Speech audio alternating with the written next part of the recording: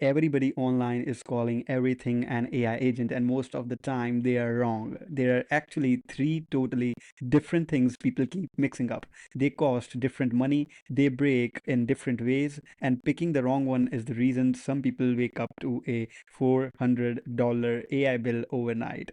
I'm going to break down all three in the next 9 minutes. You'll know exactly which one you need and which one is about to cost you way too much money. Here's what I mean. Three real posts. All three people called what they built an AI agent. But look, the first one is literally just Zapier. The second one is just routing emails. And only the third one is actually an AI agent. And the difference between them is the difference between paying 20 bucks a month and paying 200. Let me show you what each one really is. The three things are automation, workflow, and agent. Automation is fixed. You push a button, it does the same thing every time, no thinking is involved. Workflow is flexible. The AI looks at what you give it, picks from a few paths you wrote, and runs. Agent is the wild one. You give it a goal, it figures out the whole plan itself. You didn't write any steps, it did for you. Fixed, flexible, autonomous. That's the ladder. Here's the easiest way to remember it. An automation is a conveyor belt. Thing goes in, same thing comes out every single time. No surprises. A workflow is a recipe with branches. If the tomatoes are ripe, roast them. If not, saute. The AI just picks the branch. An agent is like hiring an intern. You say, make me a great dinner. They figure out what to buy, how to cook it, when to serve it. Sometimes it's amazing, sometimes they order pizza, sometimes they burn the kitchen down. Conveyor, recipe, intern. Remember these three, they unlock everything I am about to tell you. Let's start at the bottom. Automation. Automation is the simplest thing in the world. Something happens and it triggers a chain of stuff that always runs the same way. Someone pays you on Stripe. Boom. Automation adds them to a spreadsheet, sends a receipt email, pings your Slack every single time. Same shape, every run. You have seen this a lot of times. And it's Zapier, it's Anyten, it's GitHub Actions. This has been around for 10 years before AI was a thing. Here's the trick people miss. Even if you drop an AI inside one of these, say to write a nicer email, that doesn't make it an agent. If the steps never change, it's still an automation. And what's the cost? Almost nothing. 0 to 30 bucks a month. It breaks the moment something weird comes up. A missing field, a random email format because it can't adapt. It just runs. And now we need to level up. Workflow. This is the middle rung. And honestly, this is what most of you should be building, not agents.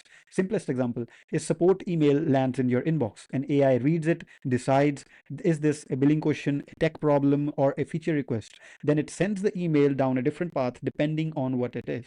Watch what happened. The AI made one decision, but you, the builder, wrote the three possible paths. You drew the map, the AI just picked the road. That's workflow. Fixed menu and AI picks from the menu. There are basically five shapes of these. Chain them, route them, or run them in parallel, layer them, or loop them to improve an answer. You don't need to memorize any of this, just know these are still workflows, not agents. Cost goes up 50 to a few hundred a month because every AI decision is an API call and calls cost money. When it breaks, when the task gets genuinely weird, if you can't list the steps yourself, a workflow can't help you. You need the big one. And that brings us the third one, the agent, the one everybody wants to build right now, almost nobody actually needs. An agent doesn't follow your steps because you didn't write any. You just gave it a goal, you gave it the tools, and you said go. Example, you tell Claude Code add Google login to my app. It doesn't have a Google login recipe. It reads your code, figures out what framework you're on, picks the file to change, writes the code, runs the tests for you, and if the tests fail, it fixes the code and try again over and over by itself until it thinks it's done.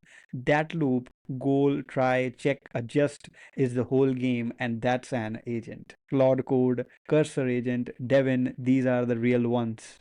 They can genuinely surprise you. Now, here's why I am making this video, because agents cost real money. One task can be $5 or it can be $500.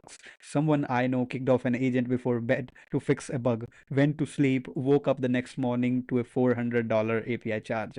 The agent had gotten stuck in a retry loop all night. $400, one typo, one mistake. That not a joke. That's what happens when you reach for the biggest tool on the shelf before you need it. Two ways agents fail. One, they get stuck in loop and burn your money. Two, they wander off doing the wrong thing, convince themselves it's right, and ship it. Both expensive, both real. Here's all three on one page. Same task, three ways to build it, different cost, different failure, different shape. And the cost difference is massive. The same job done as an automation is about $30 a month, as a workflow roughly 180, and as an agent 800. Easy, same result, 25 times the price. Most people jump straight to the expensive one and wonder why their side project is costing more than their rent. So, how do you pick? Three questions go in order. One, is the task the same every time? If yes, then go with the automation. Done. Don't overthink it. Two, does the AI need to pick between a few paths you already know? That's a workflow. Three, is the task genuinely open ended where you can't list the steps even if you tried? Only then you go with the agent. Start at the bottom, only climb up when the one below breaks. This is the rule. Here's the trap I fell into. I was building everything as agents, every tiny project, every side thing. I felt like a wizard. I also felt my wallet is getting lighter every month. Then I started asking one question before every build. Could this just be anything? Could this just be a workflow? My bills dropped by 80%. Nothing got worse, everything got more reliable because simpler tools break less. If you take one thing away, most problems are not agent problems, they are automations wearing a fancy outfit. Your job is to spot that before your credit card does. If this actually cleared it up, subscribe. I break down one of these confusing AI things every week in plain English. One thing for the comments. Tell me what you are building right now. I'll tell you which of three you actually need. I'll read every single one. It's my promise. See you in the next